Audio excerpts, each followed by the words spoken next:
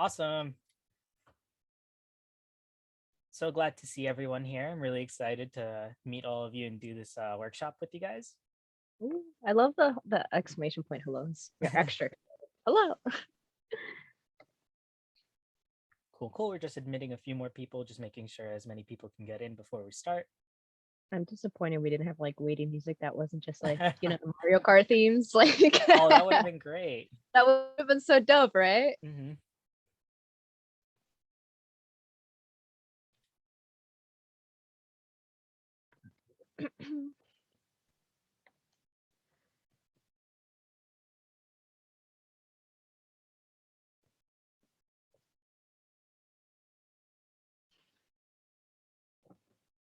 Hello all. Super excited to see you.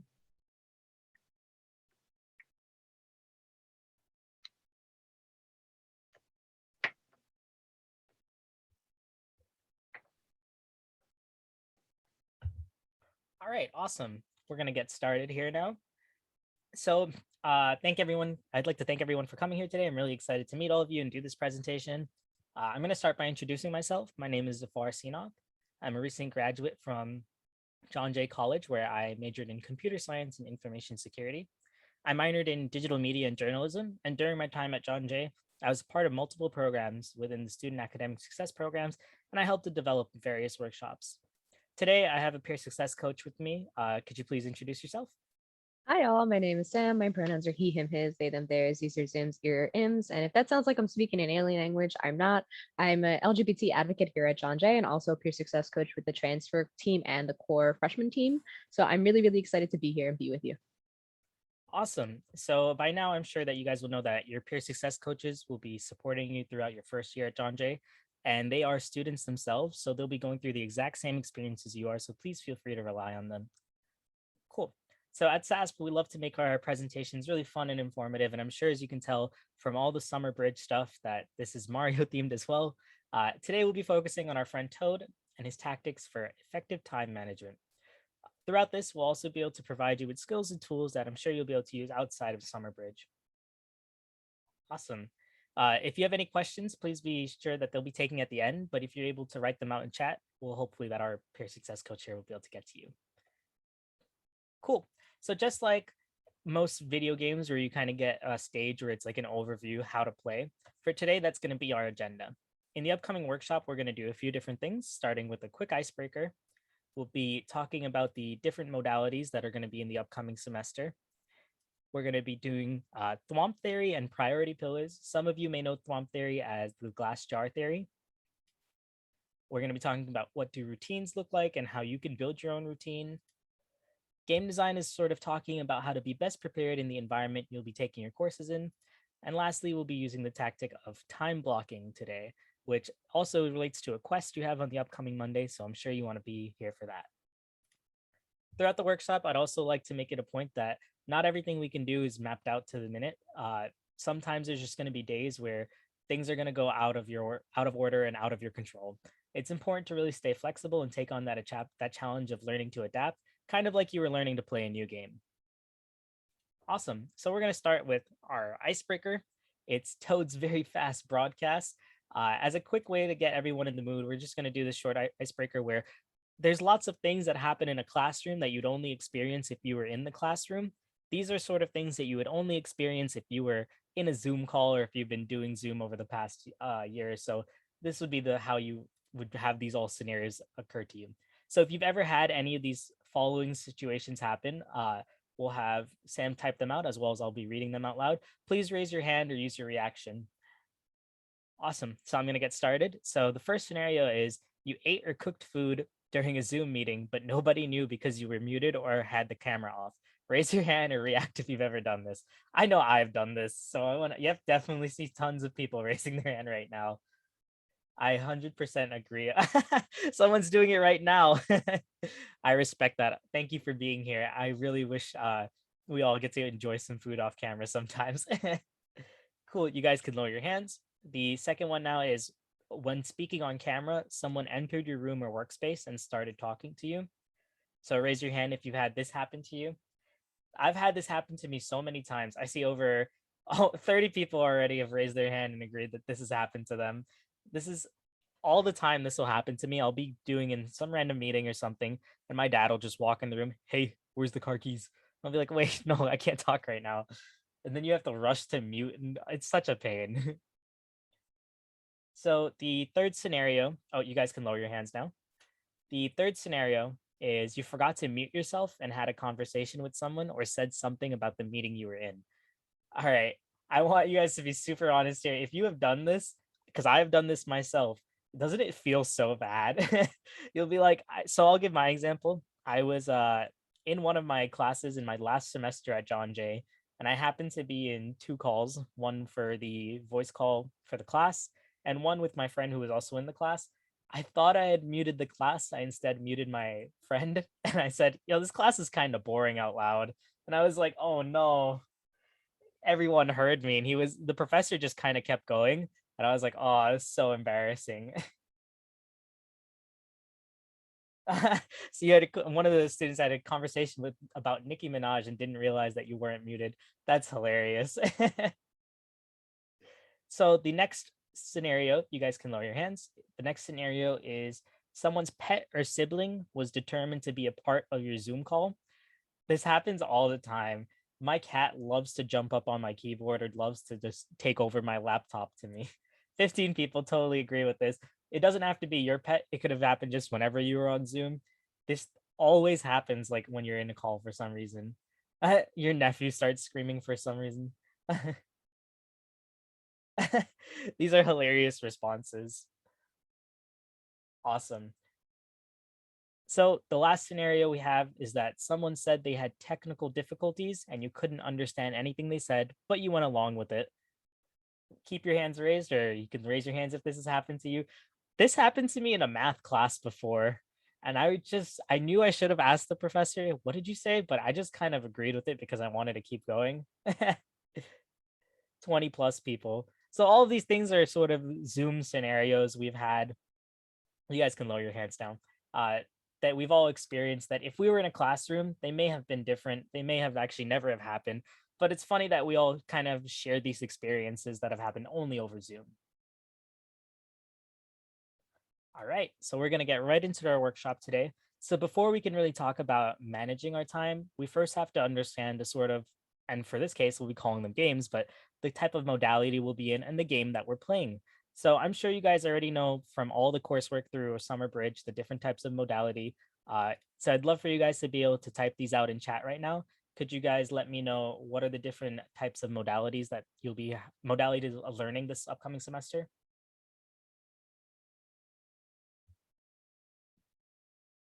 Online, in person, and hybrid. Yep, hybrid.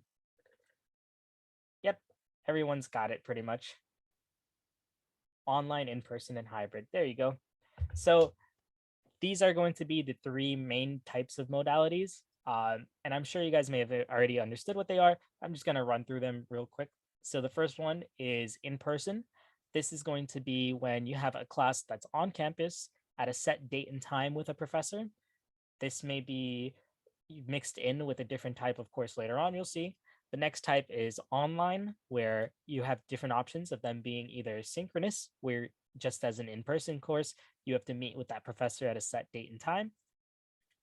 Mixed synchronous, where you may be meeting with that professor at a set date and time once in the week, and then at the other date, you're just going to be handing in all of your assignments. And then asynchronous, where the professor makes all assignments due at one time throughout the week.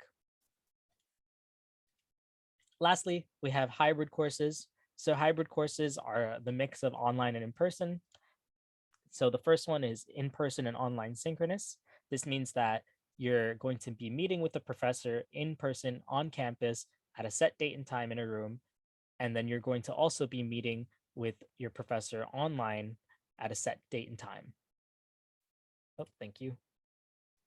And then in person and online asynchronous, this means that the same as last time, you'll be meeting with your professor once, sometimes maybe more, but you'll be meeting with your professor in campus at a set date and time. And then you'll also, instead of be meeting them online, they'll have work assigned online that you'll be able to complete. Cool. You guys should have already gotten this, I'm pretty sure, throughout the different modalities in the summer bridge stuff. Just give me a quick yes or no if you've done that throughout the week.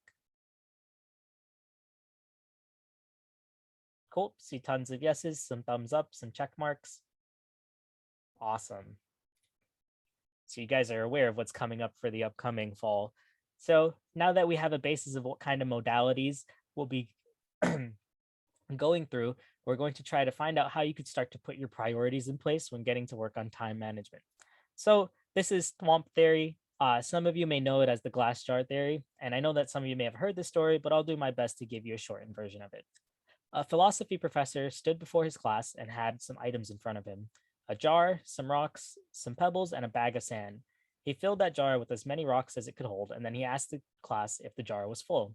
The class responded yes, and then once he did that, he poured in some of the smaller pebbles, and they managed to fit into the jar, repeating the question, "Is the jar full?" As the class said yes, I'm sure you can sort of see where I'm going with this. He then poured the sand into the jar and then asked again if the jar was full. This time the jar was completely full, and the professor went on to explain.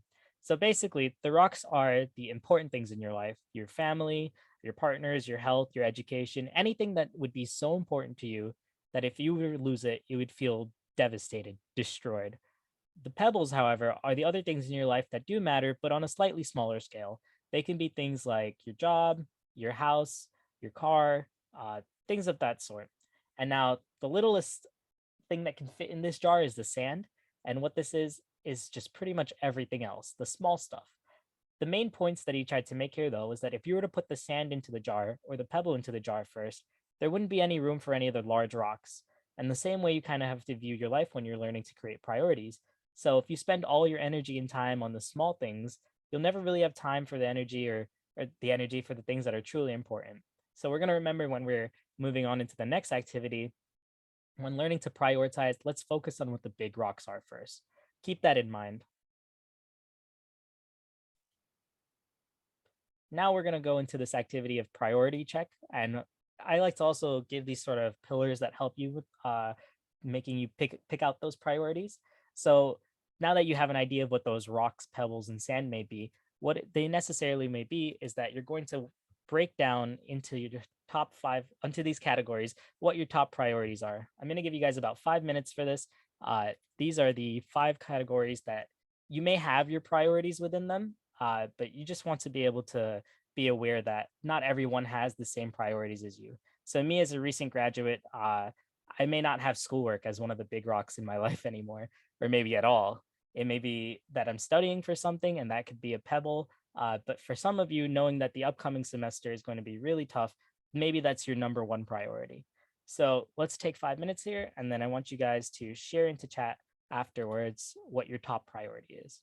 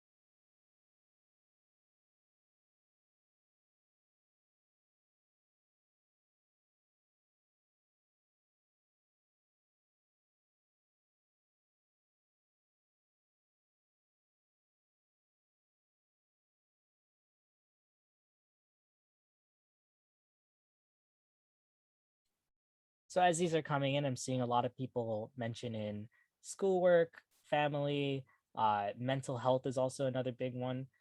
These are all great priorities, and I really want you to keep these in mind that you're building these priorities around the sort of different modalities that you'll be taking your classes in the upcoming fall. And as we move forward, the priorities that you're assessing here, how are they actually fitting into your life? Are you truly making time for these priorities?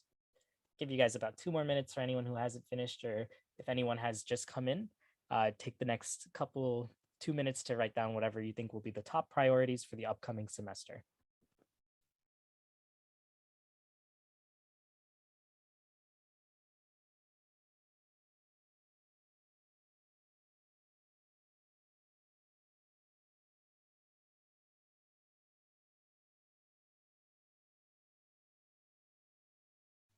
Shout out to all the people who put mental health as one, because I definitely had the issue of not doing that my first time and I regret it. Yeah, I severely underrated how much time I should have given to myself and self care my first semester of college. Yeah, I recently learned like self care is a form of advocacy, so justice terminology.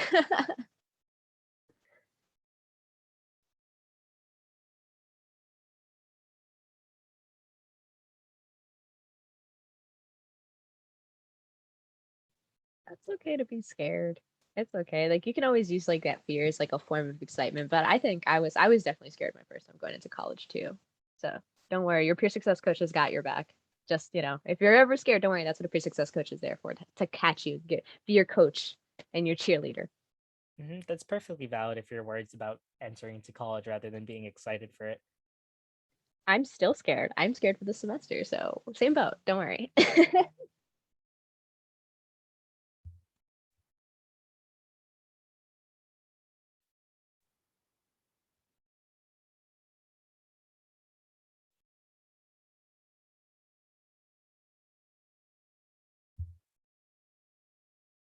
All right. So we definitely got lots of options here. A lot of people also are agreeing with being worried. So someone is having the worry about walking into the wrong lecture and being lost. I know that this is a huge fear, and honestly, you're going to get used to every time that there's a new semester that you have to find all of your new classes. The building is kind of huge, but trust me, I know that everyone here can get through it. The ones I that are a can little tell more you. confusing is in Heron Hall, but you'll get through it. I can tell you, I have actually done that. I've walked into the wrong class, and usually what happens is like you realize, you look around, and then you go, oh, and you walk away, and like nobody really cares. Like everyone's just like, okay, back to what we're doing. Like even the professor just kind of looks and goes right back to what they're doing. Like I've seen it happen so many times. I've done it. It's honestly okay. Awesome. So now that everyone has sort of a good basis about the different modalities, and we also know how to really talk about our priorities and figure out what they might be for us, let's utilize the first sort of time tactic we have, which are routines. Uh, so, what does a routine look like? How do we sort of develop a routine? And what is the purpose of a routine? So, to begin with, let's just talk about what the routine actually is. A sort of textbook definition of what a routine is a sequence of actions regularly followed or a fixed program. This is kind of annoying to read because these textbook definitions are always more complicated than they need to be. But the best way that I find to digest this and understand this is that these are habits or actions that we repeat daily and they rarely change, if ever. We sort of also may have developed routines that we aren't even aware of. Uh, so I have a few questions that we're going to be posting in chat. I'll read out to you guys as well, and just give me the first couple answers you guys have, and we'll try to get through. Cool. So the first question I wanted to ask was, why is a routine important?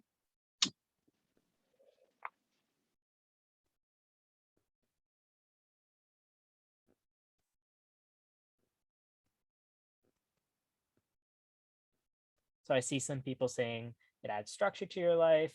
Routines create good habits. It determines how your day goes, helps you stay on track, builds regularity to your schedule. Why do you guys think some of these things are important though?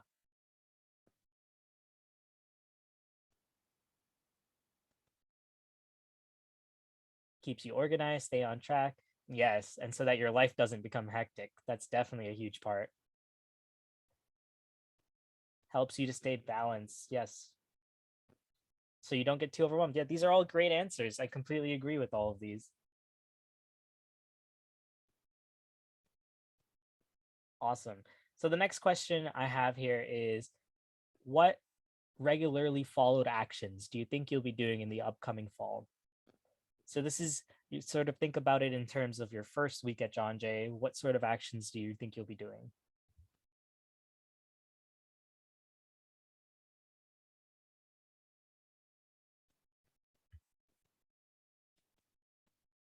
Schoolwork for sure. Meeting professors, definitely. Meeting new people.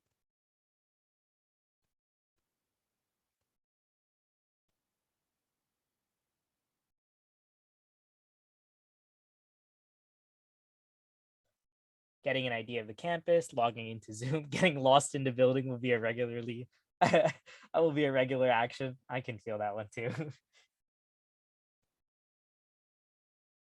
Checking your emails every day, that's important once you get into college for sure.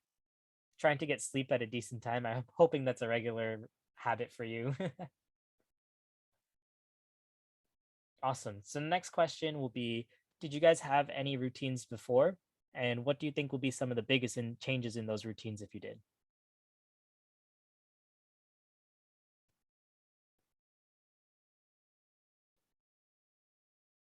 Changing the sleep schedule. Yes, for sure. I agree with sleep schedule.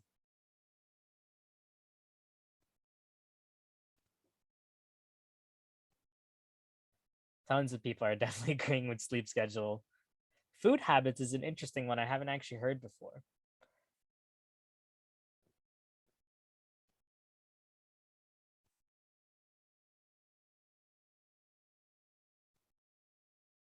Oh yes. So you're going to have to take a train to get to school instead of being able to drive there. That's changing your transportation method. And at first, if you haven't, once you are trying to get used to it, it does seem really tedious and it is exhausting. But sometimes you do get, you kind of grow to love the trains. They kind of rock you to sleep. Longer commute, finding out what you'd be doing on during that commute is also one thing that is always on the mind of everyone.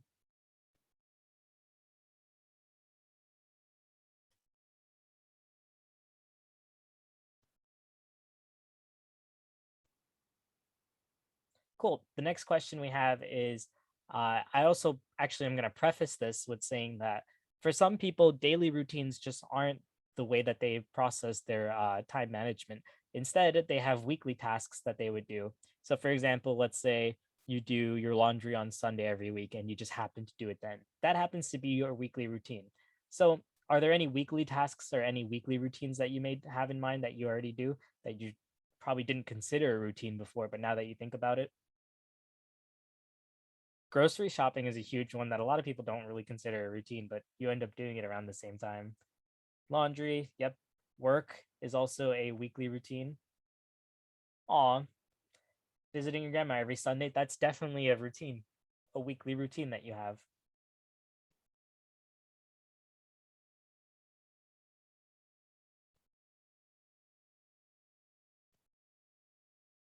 Yep, cleaning. These are all great examples of weekly routines, things that you do every week and you may not really consider it to be a routine, but it does count. So as we're talking about routines, I'm also going to try to keep reminding you guys that we talked about priorities earlier. If you look at your routines that you're doing weekly and daily, how much are you keeping your priorities within those routines? And when we're going to be building routines later on, how do you feel that they will fit into those? Your priorities will fit into those routines. Another thing I'd also like to highlight during this time is that flexibility is really important because you may have a really strict schedule where you need to be in one class online at 11 and then get to another class in person at 12. This can be pretty difficult and might not give you too much time to account for any shortcomings, but not everyone's routines have to be 100%. I'm going to do this every day. It's all right to slip in and out of your routine every now and then, but you do have to account for those shortcomings. What it helps with is going from chaos, having no structure, to sort of some semblance of structure and routine. This all in all together helps minimize stress. Awesome. So now that we know what routines are, we're going to bring up some example routines. And you're going to get to see sort of how other people take their priorities into account. So we're going to start with Bowser's daily routine. Bowser is a John Jay first year student participating in online courses. How will Bowser take care of himself while juggling these courses? Bowser kind of has the life I wish I had. He gets up at 9 a.m. and eats breakfast. He goes to a virtual dance group on Zoom at 9:45. His first online class of the day is at 11. He has lunch with his friends at 12:30. His second class is at 1:30. It's another online course. At 3 p.m., he goes to do yoga and meditation. And then finally at 5, he starts doing his homework and studying. At 7 p.m., he tutors his sister in math. At 7:30, he eats dinner and he showers. 9, he manages to finish up the assignments for his online courses. 9:30, he signs up for whatever remote events come out of the next few days. And then at 10, he watches and shares TikToks. And then lastly, at 11:30, he goes to bed. He relaxes and sleeps. Uh, so as you guys can sort of tell, this is a laid back sort of routine. He has his days more planned around him. So what do you think his priorities are?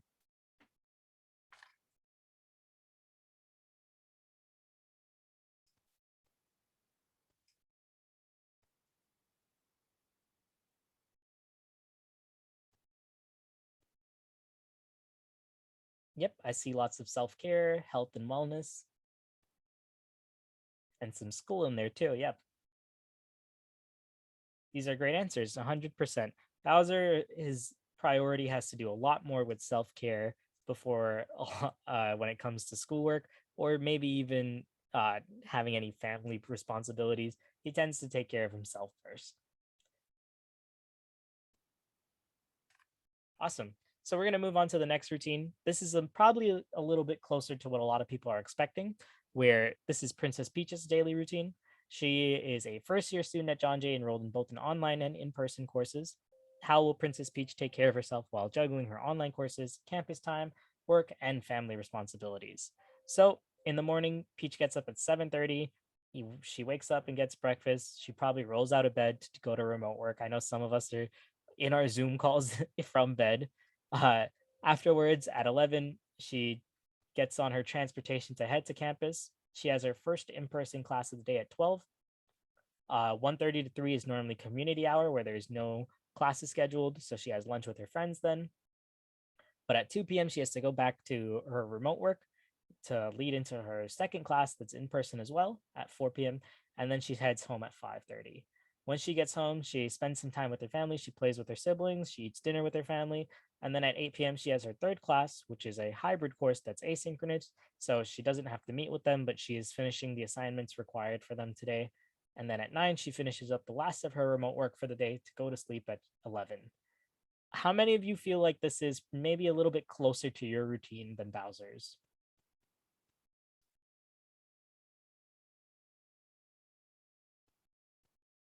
Yep, see lots of people agreeing with it.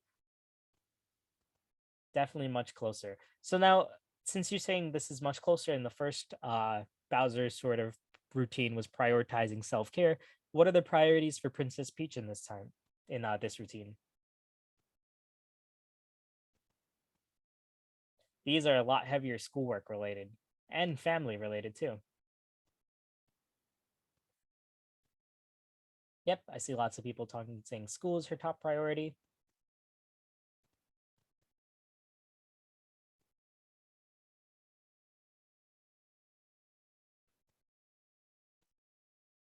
Cool. So why do you guys feel like her routine is closer to yours than Bowser's routine?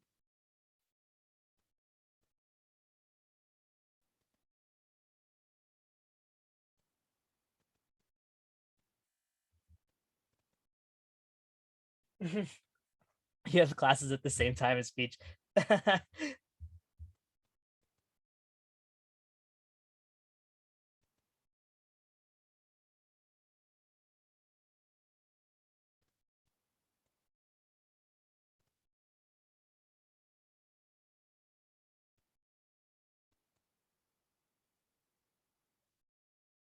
Yep, you can relate to the hybrid courses. Some days classes are closer to one another, and other days is closer to the other. Yep, I completely agree. These are all possible scenarios that you can have when we're going to be experiencing these different modalities of learning in the upcoming fall semester. For sure, she's definitely more focused on establishing her classes and having both in person and online courses. Cool. So now we're going to move on to Toad's daily routine. Toad's routine is very hectic. Uh, he is definitely going all out. So Toad is a first year student at John Jay this semester who'll be attending classes in person. How can he balance his schedule with having to spend time at home and time to be on campus? So Toad wakes up at 7. He wakes up and gets breakfast, gets on the train to head to school at 8. He has his first online course of the day at 9:30. So this means he's out at campus when he has to start this course because he has his second class, which is an in-person course on campus at 11.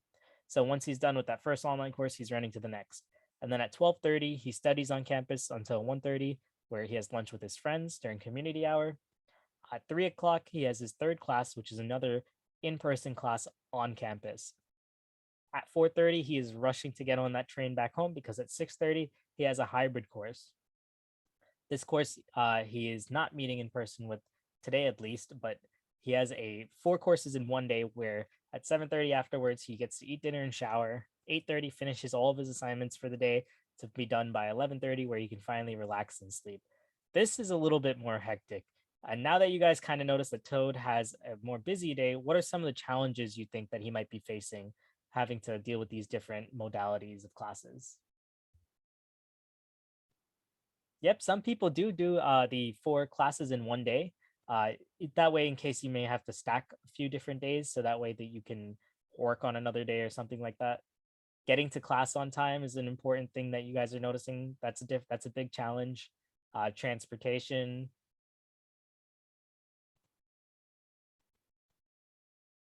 Yep. See, also, he doesn't really have much self care in here. Uh, Managing to make it to different classes, especially since he has mixed modalities, that's definitely true. So, where are I was Toad's priorities through the day? Sorry. I was one of those people that stacked once. Oh yeah, me too. What are Toad's priorities for this day? What do you think about his routine? Schoolwork, work, and more work. Definitely.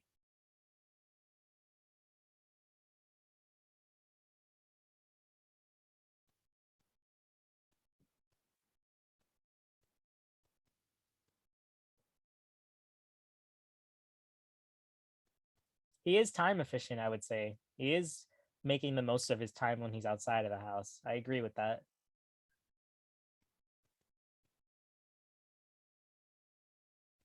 So again, as I mentioned, these are sort of just guides throughout your day. You can remember it like that, that he may be doing all of these different things throughout the day, but this is just where he should be throughout his routine in the day.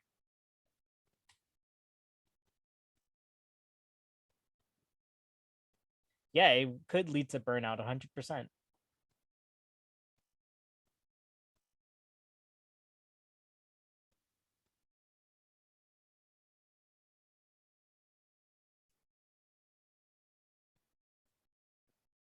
All right, cool. So we're gonna move on, going into sort of what we called game design now. So now that we understand what routines are, how our priorities work, and understand the different modalities that courses may be in, there's a lot of outside factors that can also directly affect our time. So let's sort of take into account what these may be. Uh, and we're also going to talk about how you can be most effective for each different modality of learning. So let's start by, let me just hear from you guys. What do you think are some things you'll need to be most prepared, like let's say your first week if you have in-person classes? What are things you would need to bring with you, uh, of that sort? Yeah, we'll go with that.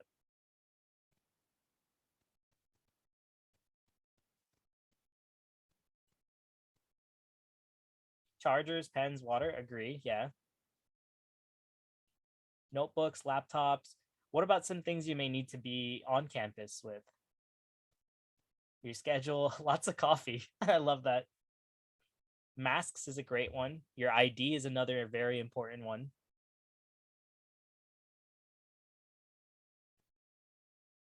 Vaccination card, also agree that you would need that.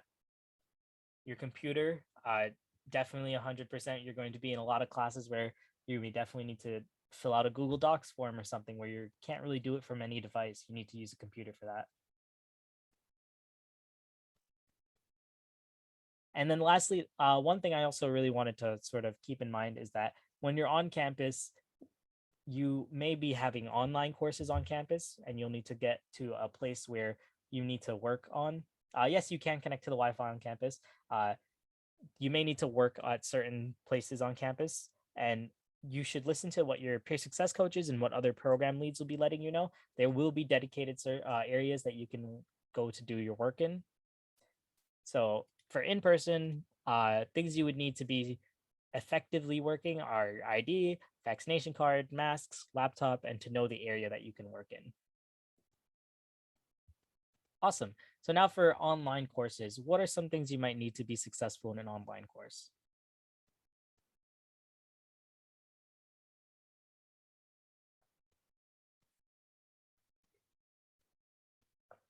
A planner. Yep. Laptop, Wi-Fi connection, 100%. A room with a lock, quiet room, and headphones. Headphones usually go along with something else.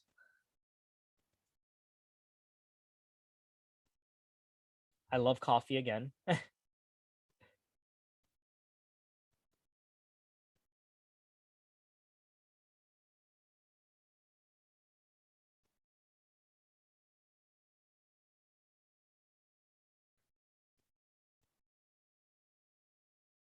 Yep, headphones, alarm, notebook, computer, all great choices.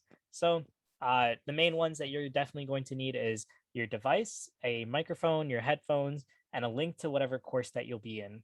So, we're going to try to keep in mind that there are specific links to John Jay courses that you'll be using. Uh, and then also, your device may mean more than just your laptop, whatever it is that is required of you for that online course. Cool. Lastly, for hybrid courses, what are some things that you guys think you may need to be effectively learning most prepared?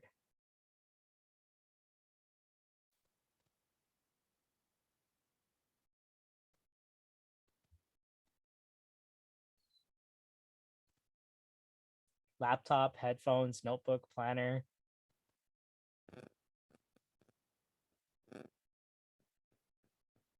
Yep, lots of things that are from the previous two online.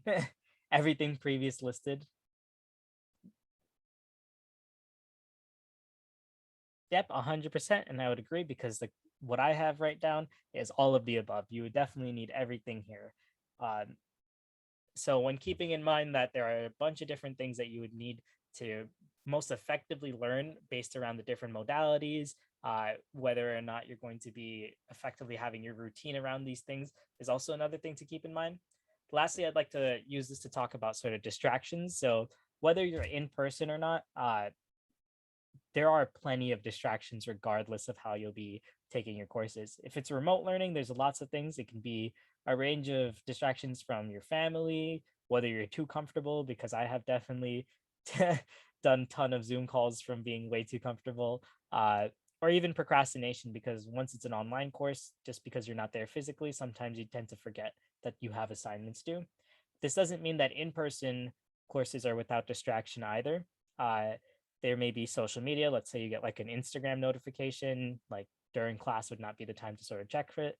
Uh, I also noticed that other people's screens sometimes can be a distraction when I'm in class. There was a semester that there was a student in front of me who would watch Friends in class, and by the end of that class, we watched Friends. You know, that's how my day went in that class. And then lastly, sort of maybe even having internet on your laptop in class can be a distraction. So try to keep in mind that your distractions are going to occur regardless of whether you're in person or remote.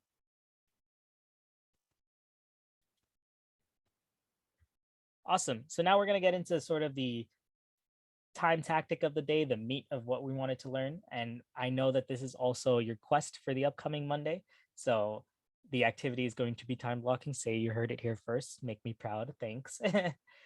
One method for building the schedule and sort of a routine that's worked for many students is this time blocking method. The idea is to sort of block out time for tasks throughout the day, and then you can use that as a general guide for what you want to accomplish each day. So this may I just want to get your initial thoughts. What do you guys think of what this calendar looks like? I actually built it out so I can pull it up here and you can take a look at it. Let me know what you guys think about all of this.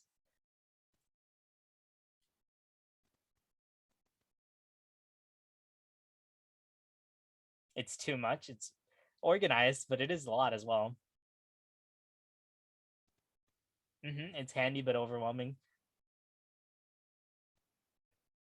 I completely agree, though. When I first saw time blocking and looking at what it was, I was a bit overwhelmed. But if you really do look a bit closer at some of the topics here, they aren't exact, clear ideas of what you're going to be doing. And then the other time in between these, there are some gaps in between. So for example, from here it says from 1 p.m., but from 1:30, it's not, you're not doing anything else until then. So it's like a bit like half an hour of like clear time. Uh, what this is though, is that it's more so to be remembered as a guide towards what you'll be doing. So it may look intimidating, but all you have to remember is that this is where I should be throughout my day. It doesn't necessarily mean I have to be at that specific location or I have to be in that specific time block, but I should be working towards this or working around it, as long as you're making sure that you're flexible. Yep, Sam mentioned that time blocking is kind of like a guardrail. I completely agree. So once you've kind of done it before, you do feel kind of comforted because it does help you account for everything. Ah, that's an interesting take. So I do know someone who's had sort of a similar situation where it was that, I filled out my time block all the time, but because I wasn't in where I was at the time, I felt guilty about it. And I was like, oh no, I'm not doing what I should be doing. That's why you should try to always keep it based around your priorities in mind. So when you're looking to build out these things, you do have certain things like your classes on specific dates and times that you have to go to. But when you're looking at your routine at the end of the day and your time blocked out routine, what I want to do per each sort of block, are you really assessing your priorities? Are you really getting to what you want to do? Um, I could give you a fun tip for this too. So something that I do because sometimes I have so many things and I think, oh, this will take 10 minutes and it ends up not taking 10 minutes is I set a day for work overflow, which basically means like any tasks I don't get done throughout the week, I set like 1 hour or one day where I'm like, I'm gonna try to get that done at this day. So I usually make it Friday is my work overflow day. So if I didn't get something done Monday, Tuesday, Wednesday, or Thursday, I do it on Friday. So that might be something that might help you if you're a person that already knows about time blocking. Awesome. Thank you so much. Uh, I will also mention that because I am a recent graduate, I'm doing this on Google Calendars. That's why it may look like this. But you guys all have access to uh, Microsoft Outlook for your John Jay emails, and they do have a built-in calendar there, which is great because that way you'll be able to always have access to all of your John Jay emails, your classes, everything at once together. And what you can do is the same way as you were to fill in the description on any of these, you can actually post your Zoom meeting links into wherever your online courses may be, or if you don't remember what room it may be in, you could also, if you have an in-person class, you can put the room into it. Or even if at some point you need some help about how to get from one room to another and you just remember how to do it, you can leave that in the description and be like, hey, make a left turn here and then make a right turn here. These are different things you can always keep, and that it is your calendar that you'll be doing it. Yep, you can even invite your friends to different events to plan hangouts. Everything you can do, you can move around in your own calendar once you sort of have this time block worked out. Remember, again, it's just sort of a guide. Uh, you will be doing this on Monday as well, so please, sneak it in there that I helped out with this. uh, so I just wanted to ask in chat. So, what do you guys think of this method? Do you think it'll work for you?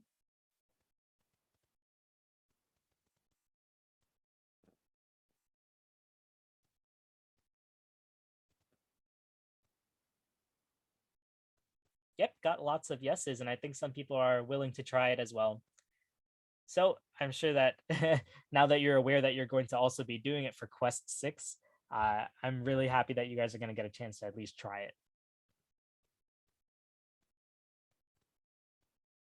And also, you don't have to go this in depth. You could always just like put your classes and when you feel like studying and just start slow. And then, like, if that's the first week, maybe the second week, add more of your priorities in there to get used to time blocking. That's what I did when I first started. Is I just did it with classes and a couple of times that I would do studying, and I didn't, put when I would wake up and go to bed. I figured that out later on. Awesome. So I believe that is all for today. So if you guys have any questions for me about time blocking or anything or any feedback, I also wanted to ask these last two questions. So right after this, we'll be pretty much wrapped up. The first thing is, what would you immediately want to change after this workshop?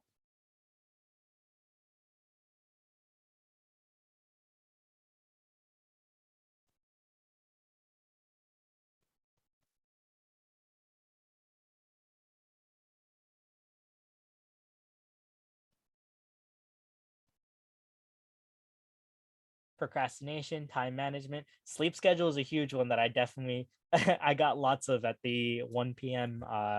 Meeting. A lot of people said sleep schedule as well. Actually using a planner, making a planner, getting more organized. Awesome. I'm glad to see that lots of you guys are recognizing that there is ways that you can work with your time management. More coffee is also a lovely one. I can actually say for sleep, I actually recently started, funny enough with this, I started building a routine. So like before bed, I try to go to bed at 12. So I'll start like winding down at 11 where I'll make my laptop inconvenient to reach. I'll like lock my phone out and I'll just start setting up for sleep. And like that's my sleep routine. So like building a habit and building routine is my priority. I want to go to sleep. That's a priority. So I build a routine around that. So that's like a really fun way to kind of apply time blocking and stuff like that.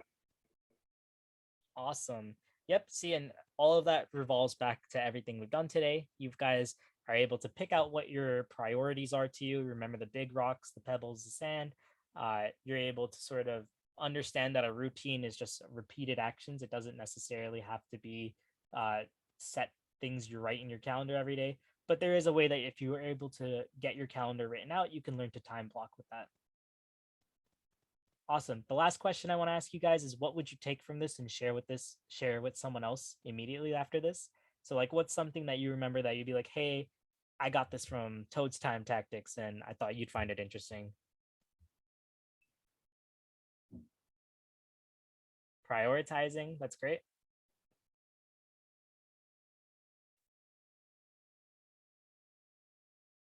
Building your routine.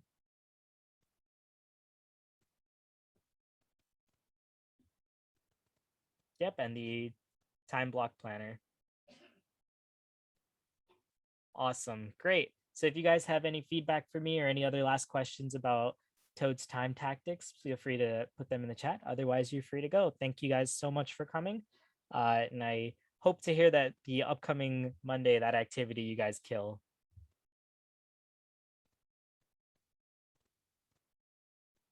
No problem. I'm glad to know that you thought it was informative. Awesome. Hope you guys have a great weekend.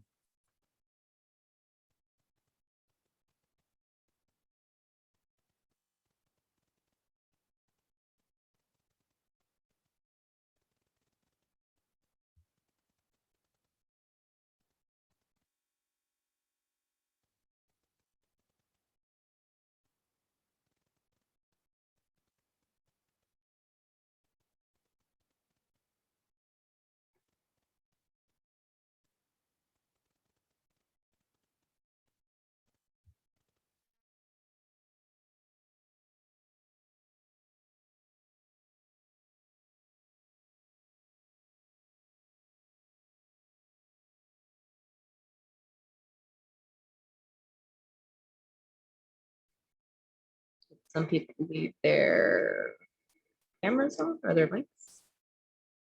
Okay. I was gonna say I could put them